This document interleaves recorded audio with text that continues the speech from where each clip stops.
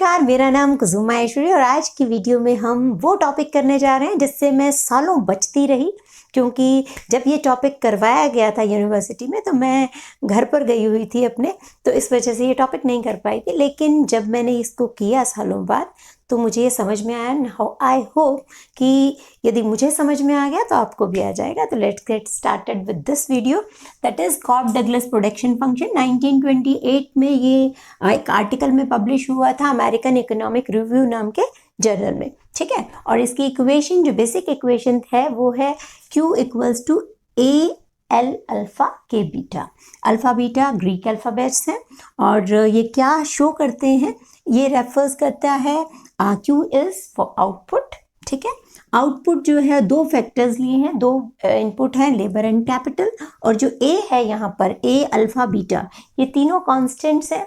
लेकिन A दिखाता है टोटल फैक्टर प्रोडक्टिविटी को या फिर टेक्निकल एडवांसमेंट को, टेक्निकली जो प्रोग्रेस हुई है उस चीज़ को A दिखाता है, जबकि अल्फा और बीटा जो है लेबर और कैपिटल की जो है आउटपुट इलास्टिसिटी है। आउटपुट इलास्टिसिटी का मतलब कि यदि कैपिटल को कांस्टेंट रख दें तो अल्फा आपको ये बताएगा कि एक यूनिट, एक लेबर आप और बढ़ाएंगे तो आउटपुट में कितना चेंज आएगा, and same is explains the beta about के, राइट।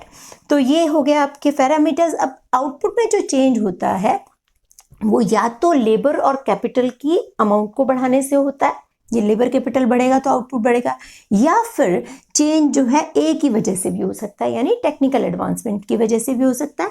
तो दो तरीके से चेंज हो सकता है। जो लेबर और कैपिटल से होता है उसको एक्सप्लेन चेंज कहते हैं, और जो ए की वजह से जो चेंज होगा टेक्निकल एडवांसमेंट उसको अनएक्सप्लेन चेंज कहा जाता है या रेजिड्यूल चेंज कहा जाता है।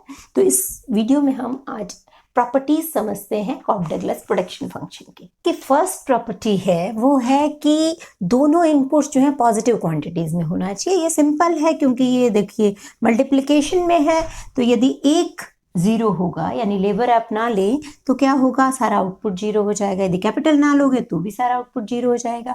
और इसी वजह से इसके जो आइसोक्वेंट्स हैं वो हाइपरबोलिक एसिम्प्टोटिक बनते हैं, यानी कि सिंपल देखिए, घबराए ना, ऐसा नहीं बनेगा। आइसोक्वेंट ऐसा नहीं होगा, ऐसा नहीं होगा, यानी एक्सिस को टच नहीं करेगा, यानी एक फैक्टर जो है जीरो नहीं होगा।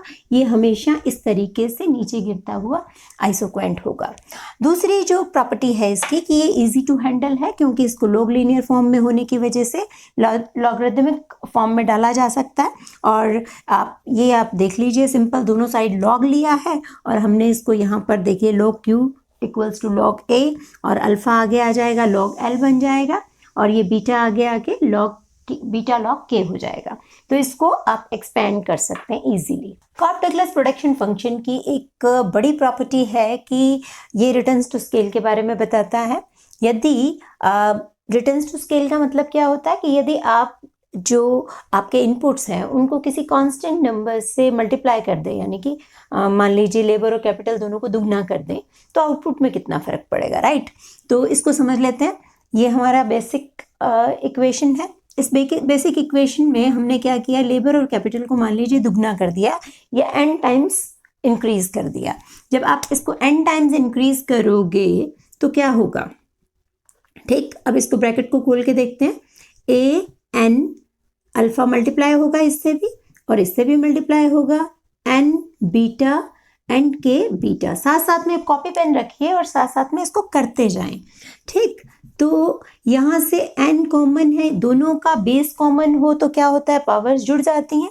तो ये क्या हो जाएगा, n alpha plus beta A L alpha K beta, right. तो ये ए एल अल्फा के बीटा क्या है, ये तो क्यू ही है हमारा।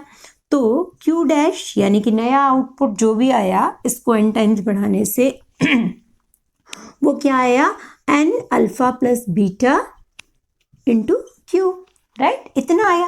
अब ये अल्फा प्लस बीटा डिसाइड करेगा कि यदि अल्फा प्लस बीटा 1 होगा, इक्वल्स टू 1 है, तो इसका मतलब क्या होगा, Q dash will be n Q, यानी जितना आपने डबल किया था लेबर और कैपिटल को तो आपका आउटपुट भी क्या हो गया, डबल हो गया, क्योंकि अल्फा प्लस बीटा क्या है आपका 1 है, इक्वल्स टू 1 है।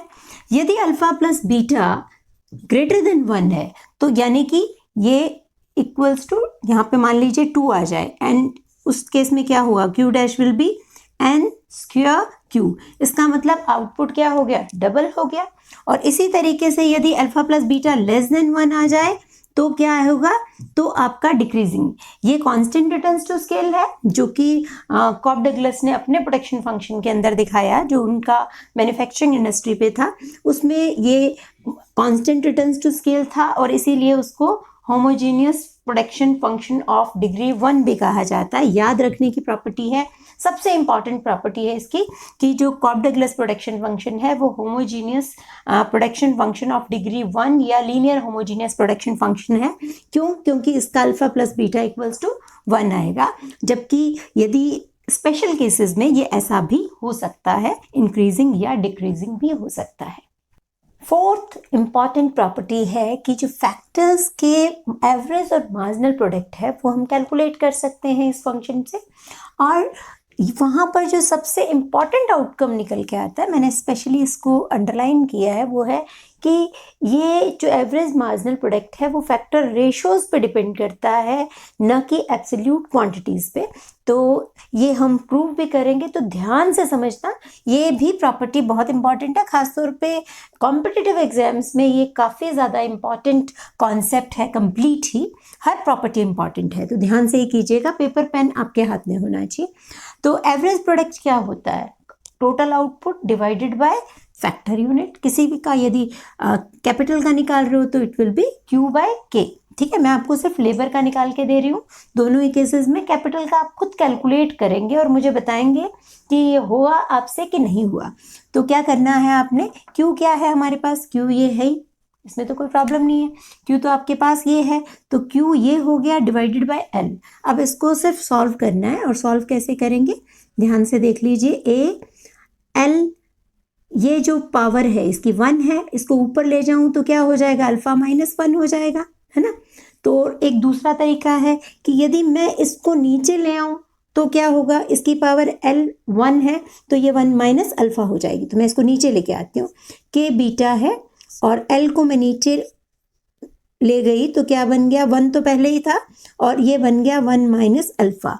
अब यहाँ पर देखिए, हमने अभी पिछली प्रॉपर्टी में करके हटे हैं कि कॉब डगलस प्रोडक्शन फंक्शन में alpha plus beta equals to क्या होता है, 1 होता है। और यदि 1 होगा तो इससे क्या निकल के आएगा, बीटा की वैल्यू निकाल सकते हैं। बीटा की वैल्यू क्या होगी, 1 माइनस अल्फा। तो 1 माइनस अल्फा यहाँ पर लिखा हुआ है, तो 1 माइनस अल्फा को मैं क्या लिख सकती हूँ, 1 माइनस अल्फा को मैं बीटा भी लिख सकती हूँ।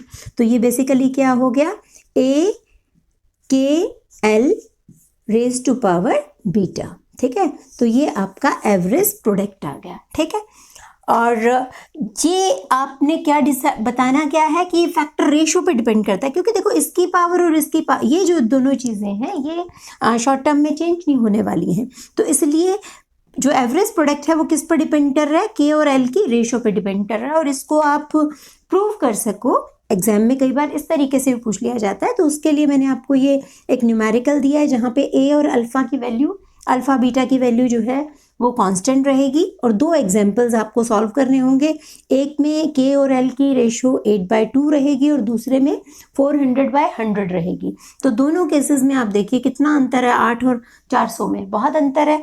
लेकिन जो इनका एवरेज प्रोडक्ट आएगा वो दोनों ही जो है क्या आएंगे, सेम आएंगे। ठीक है, तो इसलिए ये आप करके देख सकते हो। तो अब इसका मार्जिनल प्रोडक्ट भी निकालते हैं। तो मार्जिनल प्रोडक्ट में क्या करना पड़ता है, वो हमें ये देखना पड़ता है कि लेबर की 1 यूनिट में चेंज से टोटल आउटपुट में कितना चेंज आया।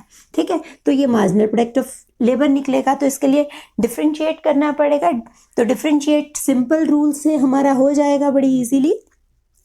एल के रिस्पेक्ट में आपको इसको डिफ्रेंशिएट करोगे तो क्या निकल के आएगा, अल्फा आगे आएगा, ए अल्फा एल अल्फा माइनस 1, है ना। इस पावर को आगे लेके आते हैं और पावर में से 1 को माइनस करते हैं। सिंपल रूल है, के बीटा एज इट इज रहेगा क्योंकि हम एल के रिस्पेक्ट में कर रहे हैं। तो ये क्या बन गया हमारा, इसको भी हम फर्दर सॉल्व करें तो ये बनेगा ए अल्फा। अब एल अल्फा माइनस 1 है। यदि मैं इसको नीचे ले जाऊं तो क्या हो जाएगा, ये 1 माइनस अल्फा हो जाएगा, क्योंकि नीचे जाएगा, इसकी जो प्लस में है वो माइनस में, और माइनस में जो पावर है वो प्लस में हो जाएगी, राइट। तो मैंने क्या किया, के बाय एल, के तो बीटा था ही, ये बन जाएगा 1 माइनस अल्फा, और 1 माइनस अल्फा क्या होता है, हमने यहीं पे किया, बीटा होता है, तो it will B A alpha के बाय एल बीटा। ठीक है, तो अंतर कितना है, सिर्फ इतना ही है। एवरेज प्रोडक्ट और मार्जिनल प्रोडक्ट में कितना अंतर है, सिर्फ अल्फा का डिफरेंट है, ये चीज़ डिफरेंट है। और दोनों ही जो है के बाय एल पर, यानी कि कैपिटल लेबर की रेशियो, फैक्टर रेशियो पर डिपेंड कर रहे हैं। कॉस्ट मिनिमाइजेशन के लिए ज़रूरी है कि एक उत्पादक को ये पता हो कि वो किस रेट पर जो है वो एक फैक्टर को दूसरे फैक्टर से प्राइसेस चेंज होने पर सब्स्टिट्यूट कर सकता है। तो उसके लिए हमारे पास ये जो फॉर्मूला है वो हमें पिछले चैप्टर्स से पता है, that is MPL by MPK, और MPL हमने अभी लास्ट स्टेप पे ही निकाल के हटे हैं, तो आपको ध्यान है इसका। ये देखिए, ये आपका अल्फ़ा AL अल्फ़ा माइनस 1, यहाँ पर सिर्फ अंतर क्या करना है, हमने एल अल्फ़ा माइनस 1 को नीचे ले जाने के बजाय हम सिर्फ -1 वाली पावर, यानी L माइनस 1 है ना यहाँ पर, तो L माइनस 1 को हम जो है नीचे ले गए, तो ये प्लस का L आ गया, और ये हमारा आप देख सकते हो ये क्या है, ये Q है। ठीक है, हमारा ओरिजिनल फंक्शन है Q, और इसकी जगह Q को रिप्लेस कर दें तो ये बन जाएगा अल्फ़ा QL।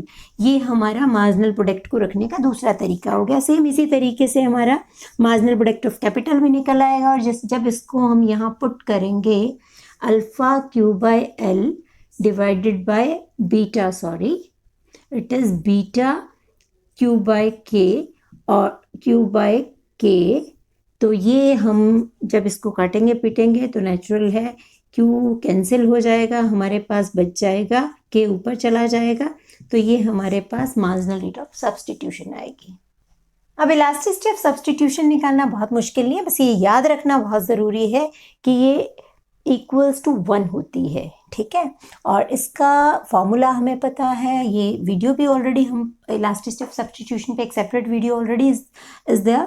तो प्रोपोर्शनेट चेंज इन कैपिटल और लेबर की रेशियो में जो चेंजेस होते हैं उसका डिवाइडेड बाय जो marginal rate of technical substitution में जो चेंजेस होते हैं, प्रोपोर्शनेट चेंज है, उसको डिवाइड करते हैं, तो हमें इलास्टिसिटी ऑफ सब्स्टिट्यूशन मिल जाती है। ये हमने marginal rate of technical substitution अभी इससे पहले स्टेप पे कैलकुलेट किया है, तो it is just mathematical exercise, और ये सब कटा के और एकदम 1 आ जाएगा। तो इलास्टिसिटी ऑफ सब्स्टिट्यूशन इस केस में 1 होता है। हमने शुरू में भी जिक्र किया था कि जो इसके एक्सपोनेंट्स हैं, यानी इसकी पावर्स हैं, वो आउटपुट इलास्टिसिटी को भी शो करती हैं, तो उसको हम डिराइव करके या प्रूव करके भी दिखा सकते हैं। तो उसके लिए हमने पहले सिर्फ लेबर की इलास्टिसिटी निकाल के दिखा रही हूँ, कैपिटल की आप खुद निकालेंगे, वो आपका होमवर्क है। तो ये क्या है, proportionate change in output due to proportionate change in labour. ठीक है, अब इसको हम दूसरे तरीके से लिख सकते हैं, जैसे कि इलास्टिसिटी का फॉर्मूला लिखते हैं, तो delta Q by delta L और L बाय Q। ठीक है, इसको सिंपली जो है हमने सॉल्व किया है। तो यहाँ से क्या होगा, delta Q by delta L क्या होता है, मार्जिनल प्रोडक्ट ऑफ L, और मार्जिनल प्रोडक्ट ऑफ L हमने अभी निकाला है, वो है अल्फ़ा Q बाय L, है ना। अभी इससे पहले वाले स्टेप पे निकाल के हटे, तो L बाई Q ऑलरेडी हमारे पास है, ये कैंसिल हो जाएगा, ये कैंसिल हो जाएगा, रह क्या गया, अल्फ़ा। तो यही हमने कहा था कि अल्फ़ा जो है वो लेबर की आउटपुट इलास्टिसिटी, और बीटा जो है वो कैपिटल की आउटपुट इलास्टिसिटी। प्लीज़ देख के ना घबराएं, ये सिर्फ आपका टाइम बचाया है। यहाँ पर कोप डगलस प्रोडक्शन फंक्शन और यूलर थ्योरम के बारे में बात की गई। यूलर थ्योरम को भी ये प्रूव करती है। यूलर थ्योरम बेसिकली ये बताती है कि यदि सारे फैक्टर्स ऑफ प्रोडक्शन को उनके मार्जिनल प्रोडक्ट के बराबर हम डिस्ट्रीब्यूट कर दें तो हमारा प्रोडक्शन जितना है वो सारा का सारा खत्म हो जाता है, राइट। तो ये है, तो इसके लिए भी हमें मार्जिनल प्रोडक्ट चाहिए होगा, लेबर का भी और कैपिटल का भी, क्योंकि हमको इनके बराबर, यानी एक व्यक्ति ने इतना काम किया तो इसके बराबर ही इसको हमें पे आउट करना है। तो इसलिए ये दोनों तो हमें ऑलरेडी आते हैं, क्योंकि हम इससे पहले करके हटे हैं। अब टोटल प्रोडक्शन क्या है, टोटल प्रोडक्शन हमारा ये है, यानी हमारा एक तो कि कितने लेबर आपने लगाए, उसकी क्वांटिटी इनटू उसका मार्जिनल प्रोडक्ट, यानी एक लेबरर आपको कितना कमा के दे रहा है और उसके साथ कितने लेबर लगे, तो ये टोटल लेबर का कंट्रीब्यूशन आ गया और ये इसी तरीके से कैपिटल का कंट्रीब्यूशन आ गया। अब सिर्फ हमें मैथमेटिकल एक्सरसाइज है, ये रेड में मैंने आपको डिनोट किया है कि मैंने क्या चेंजेस किए हैं इस इक्वेशन में। यहाँ पे एमपीएल के साथ हमने एमपीएल की वैल्यू रख दी है, यहाँ पे मार्जिनल प्रोडक्ट ऑफ कैपिटल की वैल्यू रखी है और कुछ नहीं किया। और यहाँ पर हमने क्या किया है, ये बीटा इसकी पावर था तो दोनों साइड बीटा से मल्टीप्लाई कर दिया, ठीक है, तो पावर्स इसकी ऐड कर दी दोनों साइड। और यहाँ पर हमने थोड़ा सा रीअरेंजमेंट किया है। क्या रीअरेंजमेंट किया कि जो एल बीटा था नीचे, एल की पावर बीटा थी, तो उसको हमने क्या किया, ऊपर लेकर आ गए माइनस में। जब ऊपर लेके आएंगे हमारे पास एल पड़ा ही है, ठीक है, ये बाहर निकाला, ए यहाँ पे है, रीअरेंजमेंट है और कुछ नहीं है। एल यहाँ पे है, यहाँ से हमने बीटा को उठाया और ऊपर ले गए तो ये माइनस बीटा हो गया, इसी तरीके से ये माइनस अल्फा हो गया, ठीक है। और यहाँ पर क्या चेंजेस किए हैं, ये 1 minus beta, alpha plus beta equals to 1 है, तो 1 minus alpha equals to beta और 1 minus beta equals to alpha, ये हम ऑलरेडी कर चुके हैं। तो सिर्फ हमने इसका नाम चेंज किया, 1 माइनस बीटा अल्फा हो गया, 1 माइनस अल्फा बीटा हो गया, राइट। अब इसको कॉमन ले लिया, दोनों साइड सेम चीज़ें आ गई, तो हमने इनको कॉमन ले लिया तो बच क्या गया, अल्फा और बीटा, ठीक।